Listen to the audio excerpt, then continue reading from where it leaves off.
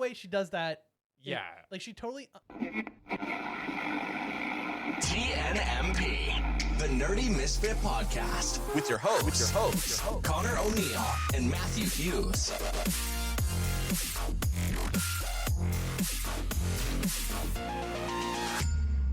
What is up, everybody, and welcome back to another episode of the Nerdy Misfit Podcast. And if you're new around here, this is a podcast where we talk about a whole bunch of different nerdy topics from, like this episode, anime, manga, comics, comic book movies, Star Wars. Sprinkle of Star Wars. Sprinkle of food, sprinkle of food, yeah. Yeah, there's a little dash of Harry Potter once upon a time. D&D. Little RPG stuff from time to time. So if any of that interests you, drop a subscribe. That doesn't make sense. Drop a comment and make sure to subscribe. There you go. That's better. Drop a like. Hit that bell. You know, be notified. And let us know if there's a topic that you want us to discuss that we haven't. I would definitely recommend checking out the backlog because we've talked about a lot of things. We're past 150 episodes, so we got plenty of stuff for you guys to listen to take a gander at, you know. So don't be afraid to jump to the backlog, you know. Go back to the older days. We're on to our longest running series. Yes, officially the longest running series here, Anime of the Month, where the last Wednesday of every month we talk about a particular anime that we discuss on the episode beforehand for Anime of the Month. So this is June Anime of the Month, where we watch the first season of Apothecary Diaries. The second season is almost done this current anime season of spring 2025. Yes. But the Apothecary Diaries, the first season, aired back in fall 2023. That is correct. So this will end our run where we were doing some of the nominees from the Crunchyroll Awards for Anime of the Year. We recently covered the Delicious in Dungeon, which was also very good. Very good. I feel like we're also going to have a very similar feeling about this one. Shocker, it was voted for Anime of the Year, and it was pretty good. Yeah. But yeah, with that said, we do have a Discord that you guys are more than welcome to join. It will be in the description down below, where you can discuss the anime of the month with us as we go. And then we'll bring up your thoughts of the series. Exactly. But without further ado, I guess we'll dive in. Some facts about it. We're looking at Apothecary Diaries Season 1 was 24 episodes. The studio that did it could be could be OLM. They're the main ones that did it. They're also known for Komi Can't Communicate. Was a big one. Odd Taxi, which is another anime of the month. You should definitely check that episode out. Did the Berserk movies? Okay. Or the let me double check. Nope, this was the the late 90s Berserk anime. Oh. Which actually is, a lot of people say is pretty good. Better of the adaptations. Yeah, and then Toho also helped them out a little bit for making the show. Genre is drama. Mystery makes sense. It's a little bit different than our usual, although Odd Taxi is one that actually kind of fits. Another drama mystery. Yeah, exactly. And Banana Fish, I guess, too, but that's more. That had a little bit more of our oomph. Yeah. Had some good fights. Yeah. Rest of the facts here from My Anime List, specifically My Anime List score of 8.87, which we believe makes it our highest rated show we've watched so far, which is crazy. But don't quote us on that. We will double check. I will double check. I'll month. make a spreadsheet and we'll talk about it for next month. Yeah.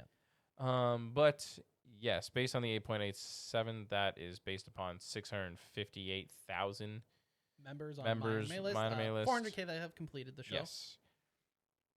And now the synopsis of what is Apothecary Diaries about? It's about Mamao. True. That's it. That's all you you're need to know.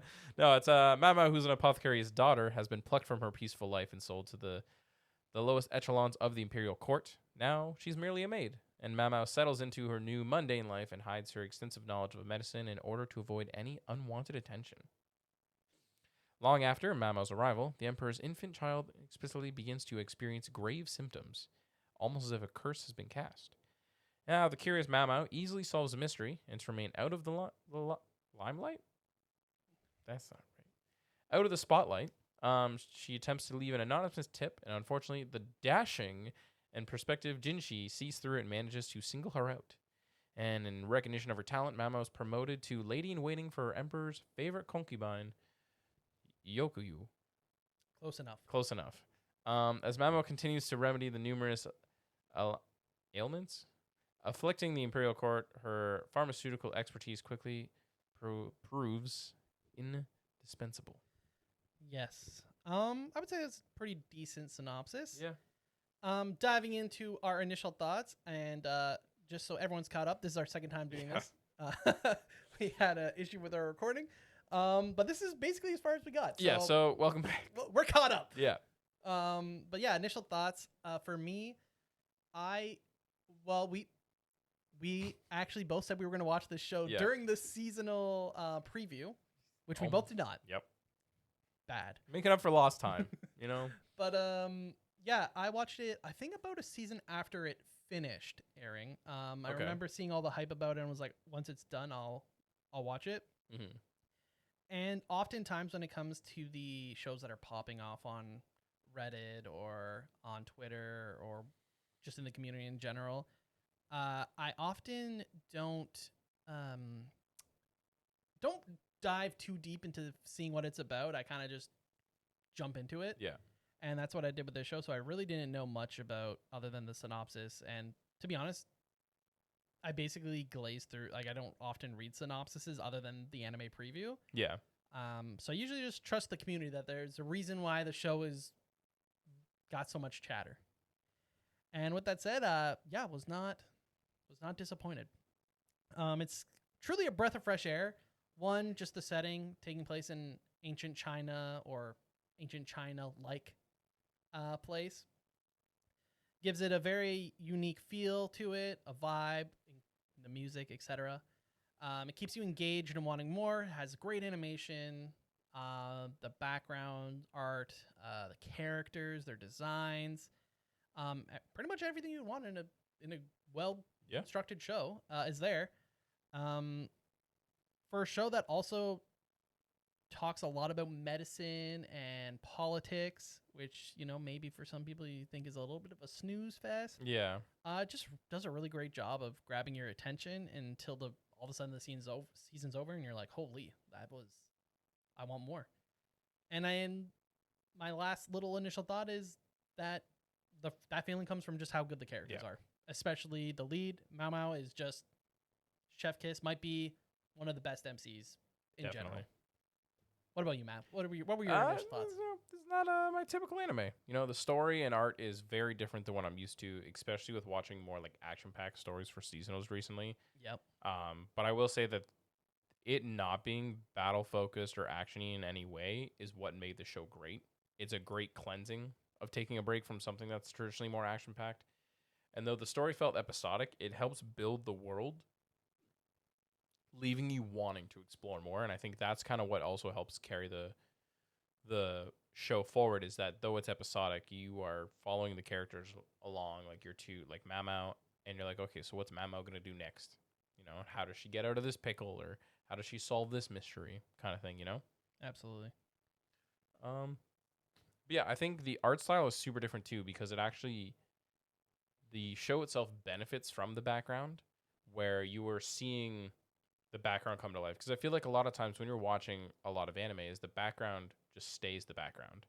You know, where it comes to Apothecary Diaries, you're seeing the petals coming down from the tree. You are seeing the buildings, like actually, like the wind is actually moving things in the background, and the buildings are playing an integral part of the story to help set the scene. Where I feel like a lot of times in like Shonen, you're like, oh, that building just got destroyed. Okay, we'll move on. But a lot of like, I don't know, even the buildings that were attacked or like destroyed in this show still play an important part, you know? But moving on to plot and characters. Plot and characters. I can go first for this one. Yeah, take her away. I found the plot is very episodic as you follow Mao through her jobs and watch the world grow around her. And you get introduced to various characters that sometimes feel like you're like, oh, will we see these characters ever again? Yeah. And some of them do reappear, but more often than not, I'd say a good like 80-90% of the characters that are in these one-off episodes, yeah, you just don't see them. There's definitely some of that episodic nature of once this story's done, we're never seeing that character. But I will say the characters that are more important, you can almost tell. Yeah. Through the way the story is being told. And since you know you're in a palace and there's this hierarchy of levels of the importance of everyone, when you get introduced to a I can't remember his name, but the tactician. Yeah. You know instantly that he is more important and that you'll probably see more of him than just in the little story that Exactly. he first gets introduced. Unlike the blacksmiths that pop up. Yeah, exactly. Like certain characters, you can almost tell based on their importance within the palace. That makes sense. Yeah. That you're like, oh, okay, I most likely am going to see this character again, but these ones less so. For sure.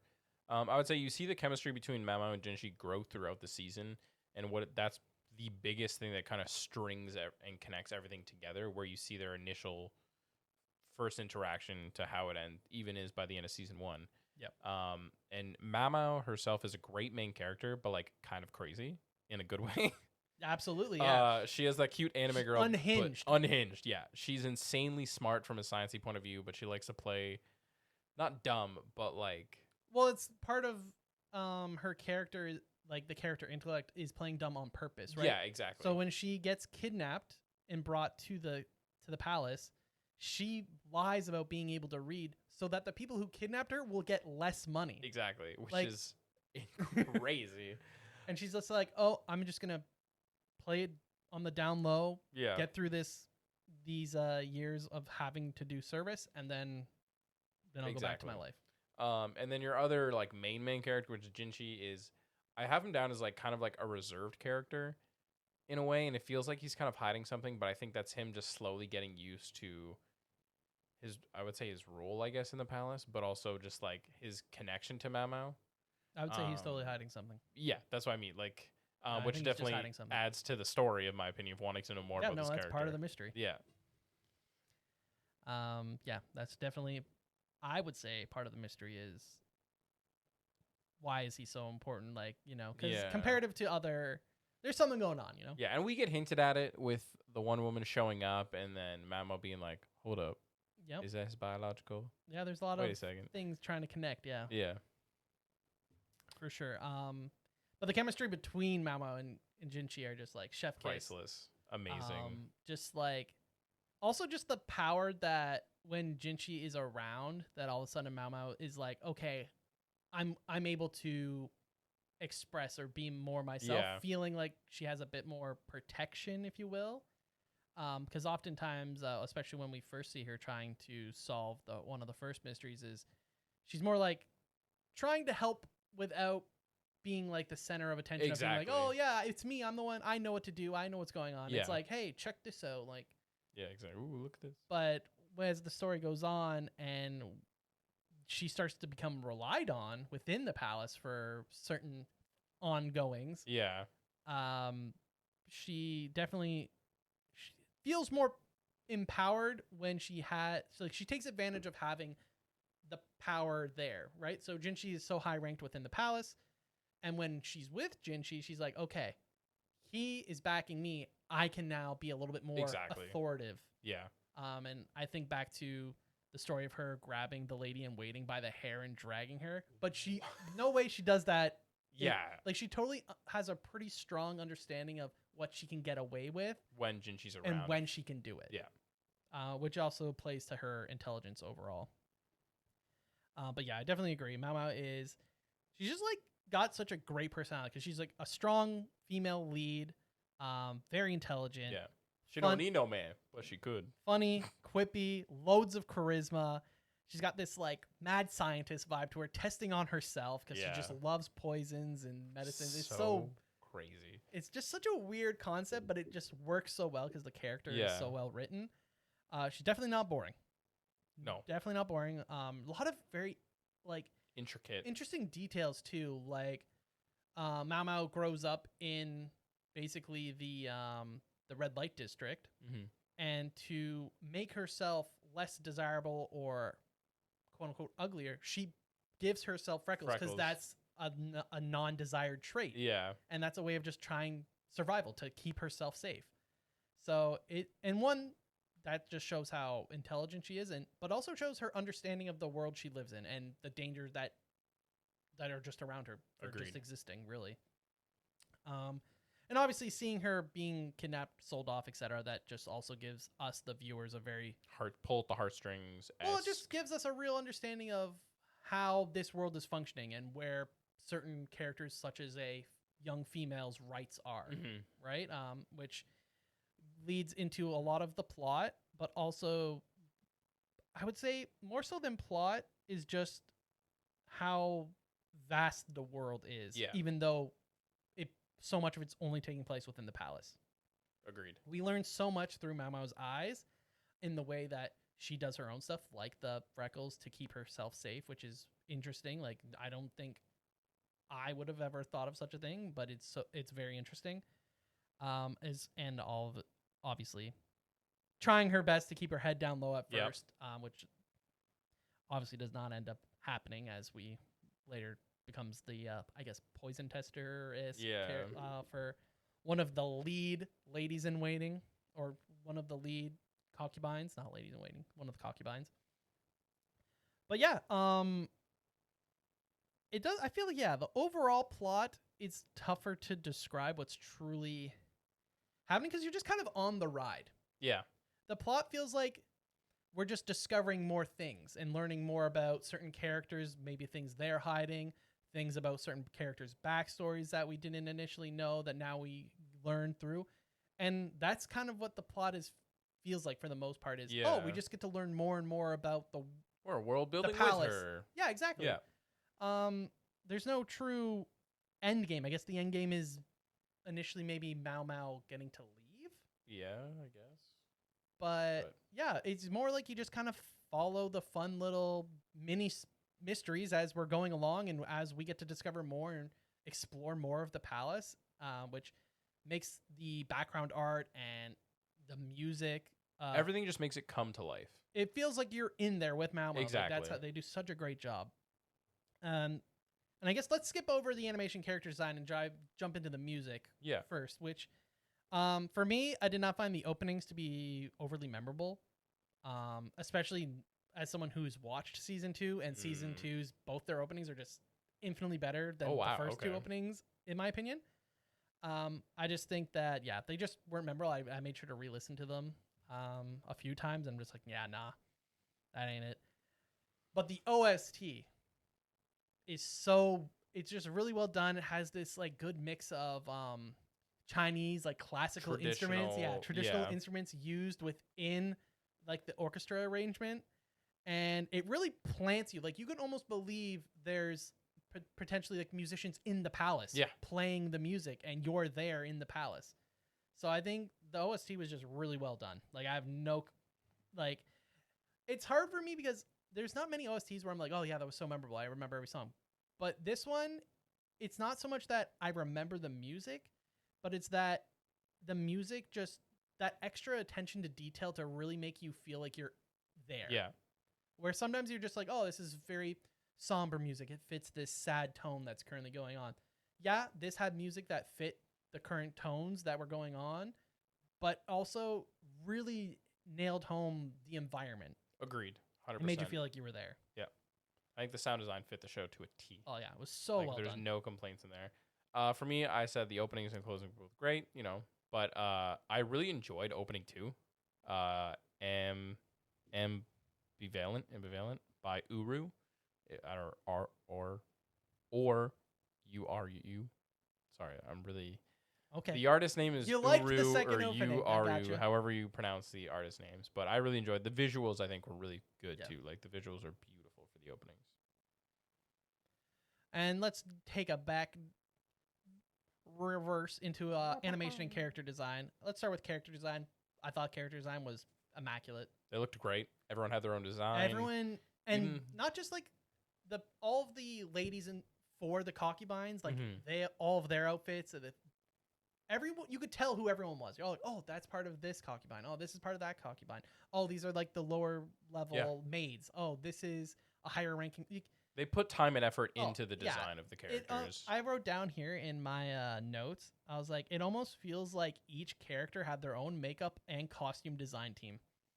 Because that's how much like detail went into everyone's outfits and their look overall, which I think is just chef kiss. It's hard to believe it's a light novel as the initial That's why I'm material. so curious of how the light novel is written. If it is and like the discussion visually- with the manga artist, like how things. Oh man, it's just everything clicked. Yeah. Everything worked out really well, I think. I have in my notes, the designs were mesmerizing. Really made the world feel complete. Absolutely. And you just, similar to the music, it's just all very fitting style-wise to the era that we're taking place in. I will say this might sound weird, but this is probably the brightest anime I've watched. Like, Yeah, it's it is very a colorful. lot of very colorful, a lot of bright colors which were used, which I think is a good way to keep the audience engaged in the world that we're being brought into, especially in that older, like 16th century style China. I think, yeah, it's weird to say that this is the brightest anime I've seen, but it is extremely colorful. Yeah, a lot in of really comparison. nice colors. So, In terms of animation, I have no other words to say, but it feels like it's overkill for the show's content, right? Yeah. Like, as I guess I don't want to call it shonen scrubs, but we watch a lot of shonen, Yeah. or action, battle anime. action shows, and that's when it's just a lot easier to notice good animation because there's so much more fast-paced Yeah. things going on. Choreography for fights is really important, and how much they decide to actually animate of those fights. Are they going to show you the fighting? Are they just going to show you a impact frame of someone and then cutting, a This is slideshow just gonna be action? a slideshow. But this show was immaculate for its animation. The backgrounds were great. If you really want to nitpick, yes, there were some 3D art used in the background for certain props, plants, vases, etc. like that. I feel like that's a bit nitpicky, especially since I've seen in the anime community. Now, we are maybe on the side of, did that have to be CGI in a lot of cases, especially Gray, who we've had on multiple times. He is very much not a big fan of CGI, especially in cases of important characters. So I'll just pick something that we all enjoy, which is Attack on Titan. Mm-hmm. First season, Titans are drawn. From that point, from season 2 onwards, they're CGI. Yep. Now you could argue that all of the named Titans are pretty important characters. Oh, definitely. Probably don't need to be CGI. I understand that you save time, it's time and money, but I think time with the Attack on Titan. but those are like right in your face characters. Exactly. And people remember when the final seasons of Attack on Titan were airing, when Wit Studio first dropped it and we saw Mappa take over, people were like, we should just be happy we're getting the show. Like, don't complain so much. There was a lot of that sentiment around the CGI Titans.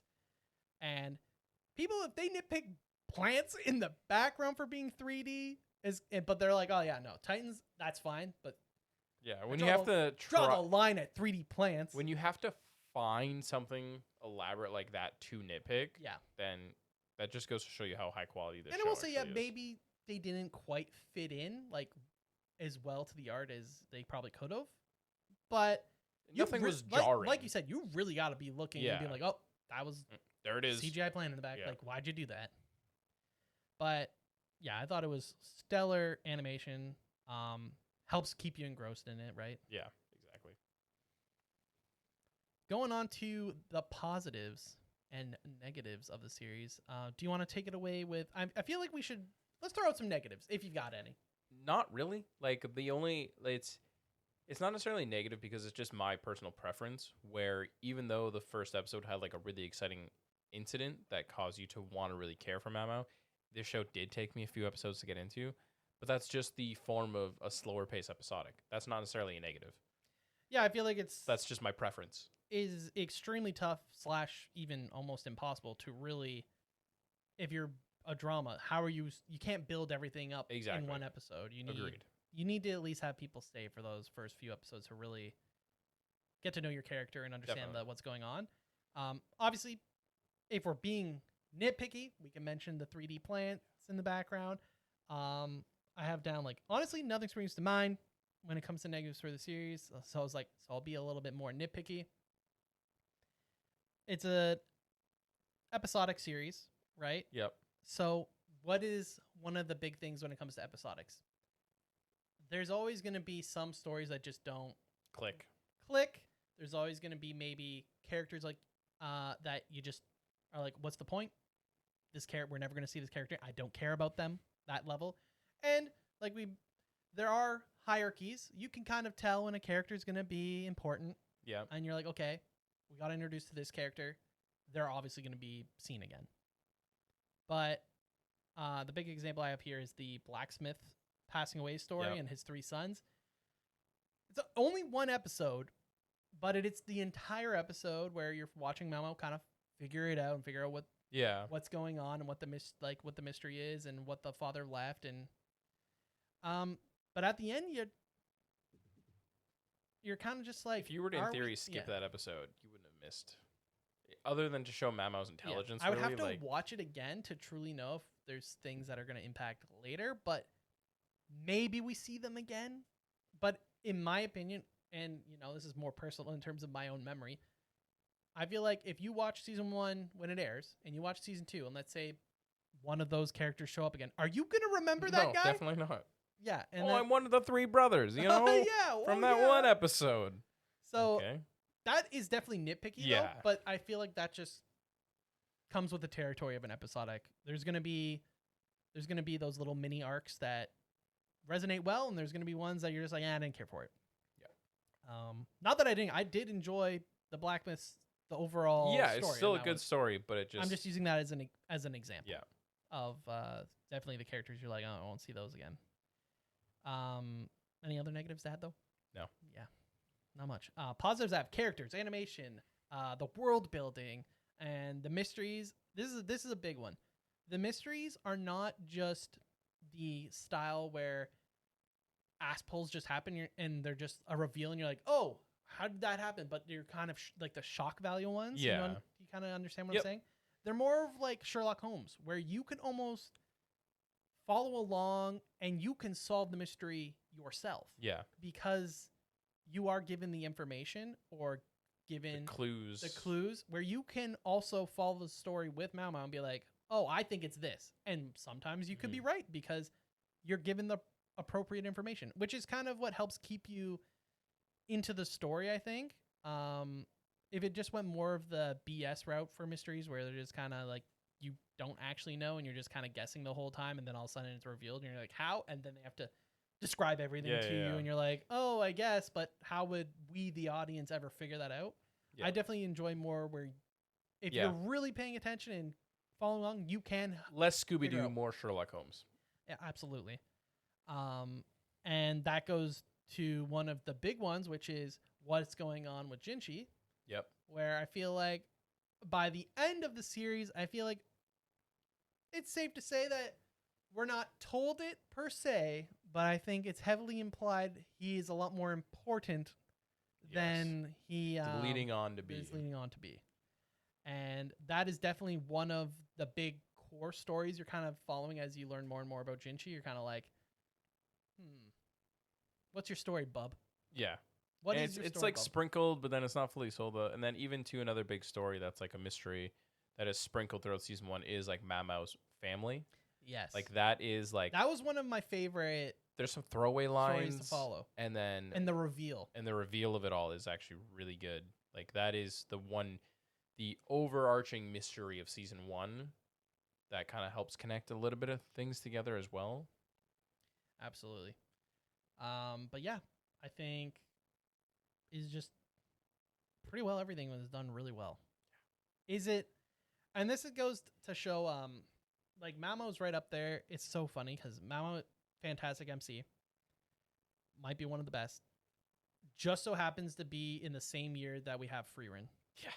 Who is also a very different character, but in such a totally different way. But we were definitely spoiled last year for definitely for anime and characters for sure. The 6 anime that were out for anime of the year, like they all make sense. Yeah, they're all, but all like not some of them were closer than others, style, but still overly drastically different for the 6 of them. Yeah, for sure. But yeah, I'm not gonna say it got snubbed because it had some really difficult competition. But it got. But it was. I was disappointed to not see it win as many things. One thing. I think it was voice acting. Yeah. For Japanese. Yep. For Mamo. Yeah. Yep. Definitely should have won Best MC. Definitely. Like easily. Yeah. Before we continue here, we're gonna jump over to Nerdy Misfit Gaming, and we're gonna let them chat about what they thought about Apothecary Diaries, and we'll be right back. Hello, everyone. This is Troy from Nerdy Misfits Gaming, and this is my take on Apothecary Diaries Season 1. I would say it was pretty interesting.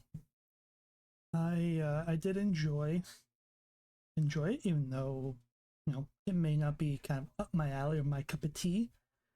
It had a lot of nice mystery elements that would kind of make you think one thing, and then something would happen, and then kind of change the outcome, basically. It is very much what you think you know, but then you don't. Which kind of, it gave me a little enjoyment from that. The art and animation I thought were pretty well done. I am not a historian, but I do feel like it did pretty well at kind of representing that Imperial China kind of era and feel. So, same kind of goes with the music and the sound effects. I feel like they fit the anime setting and the style very well. It seemed to be pretty accurate with that kind of Chinese culture that, again, I'm not too familiar with, but it seemed to be pretty accurate. Overall, I would say I would say I enjoyed the show. Especially the mystery part. You follow around Mao, hope I'm saying this right, who ends up basically becoming a detective, but due to her upbringing, she can kind of see things in a lot of different ways, which allows her to kind of piece things together and kind of becomes pretty much a detective. Overall, there really wasn't anything that had jumped out at me where I was like, I didn't really enjoy that or didn't like that part. I am kind of watching this one more spread out than a lot of the other ones that I've watched. But yeah, after kind of reviewing some notes I've made, nothing really jumped out that I was like, I didn't really like that. If you're like me and you are a pretty shonen heavy anime watcher, but you want to open your horizons, I would say this is a good one to start with. I would definitely recommend it, and I'd give it probably a good 8 out of 10. So I enjoyed it, and I'm sure I'll probably end up watching season 2 because I believe season 2 is currently airing right now. Thanks for listening. Thank you, Nerdy Misfit Gaming, for your take on what you thought of Apothecary Diaries. Yep. Do you agree? Do you disagree? We'd love down. to know. Comment down below. Do you agree with Nerdy Misfit Gaming? Yes or no? And if you want to check them out, they stream every Tuesday. Troy's actually not been streaming every Tuesday. Yeah, he's on an altered schedule right now. But if you join the Discord, he does update it every time. So, which is super nice of him. But check him out. And also, if you want to flame him, that's the place to do it. Do it live. Get his reaction as you flame him. Overall, enjoyment. I think overall it is a really well done show. I think, like I said, it did take me a couple episodes to kind of really get into it just because of the episodic pace of it. But I was still curious and sold after the first episode. But after finally getting that hook of the world, I'll definitely be checking out season 2. Yeah, so. I think for enjoyment, it's 10 out of 10. Mm-hmm. And I guess with season 2 wrapping up, it is a really good time if you want to check out the show. You got 48 episodes to watch instead of just 24. You're not stuck in waiting, but you'll probably be waiting after those. Yeah. But it's one of those shows where you don't think you're gonna fall in love with it and just get immersed, but then you do. Yeah. And it just brings you in, and you're just like, I want more. Give me it. Give me more. And it's just such a well done show. Definitely. I feel like as we jump into our final thoughts and recommendations, I feel like I speak for both of us when I say absolutely go watch it. Even if you don't typically watch a drama or a mystery, I would say give it 3 episodes. And if you're not hooked by then it's not for you. But after 3 episodes, if you're like, then just keep going because it's only gonna get better. Yeah. Not surprising to see that it was nominated for Anime of the Year. Makes perfect sense to me. It's not shocking to see it be a top-selling light novel, a top-selling manga, and get that anime of the year nomination. Like, it's no surprise after you watch the first season. Exactly. Or I'm sure if you are a manga or light novel reader, you already knew. You were ahead of the game. You're like, I'm so happy that it finally got the animated. light novel's been going on for like 13 years now, so it's crazy to see sometimes how like long it takes for an adaptation to actually happen. Obviously, there's stories that will never get adapted. Yeah. But never say never, because I mean, like I said, this came out 2011. It started, and here we are. Well, people never thought even like Komi Can't Communicate was gonna get an anime, and then it finally did, and people, well, some people love it, some people don't. And you know, that was It's a little fun, bit but you know, a tougher one to do for Definitely. an anime, I think. But yeah, it's definitely worth checking out in one of those mediums. Yeah. Pick the medium that you enjoy best. If you prefer a light novel with a lot more detail in the story, if you prefer visuals like a manga and you just want to be able to catch up more, even though I think the manga is very close to where the anime ends in season 2 in general. Or if you want the anime or all three. Or all three. There you go. I think it's worth checking out for sure. Matt, your final rating, if you're rating it on Mal, what are you giving it? If I'm rating on Mal, I'm just going to give it a 9. It's sitting at like a 9.5. It's Okay. really tough to give things 10 out of 10. I agree. This is like on the brink of just wanting to give it a 10 out of 10, but I'm with you. Definitely on Mal rating system, I'm giving it a 9. 10s are so tough, and the other thing that makes it very tough for me is the story's not done. Yeah. Same reason that Freerun is like, it's so difficult for me to want to give it I want to give it a 10, but it's only season 1. There's so much more lore, to so much tell more stuff that we coming don't out. know. Because it could end up sucking. It could. I don't want to say it. I don't want you to know, but it could. You never know these days, honestly, with the way mangas end. But a very strong 9. Yes, I think is very strong 9. I think is a great way to phrase it for sure. So, yeah, let us know your thoughts about Apothecary Diaries down below, and let us know if you'll be watching next month's anime with us, which is Ping Pong. The animation. So this is actually a anime that's been out for a while. Yep. It's not everyone's cup of tea because we got a little bit more of a unique Animation art style and animation going on. Aired in 2014, only 11 episodes. Studio was Tatsunoko Production. Mhm. It's a seinen and sports drama, I guess. Oh yeah, I did forget that. But it's one of our highest rated. Our second highest anime of the month. 8.62 rating Yes. on my anime list.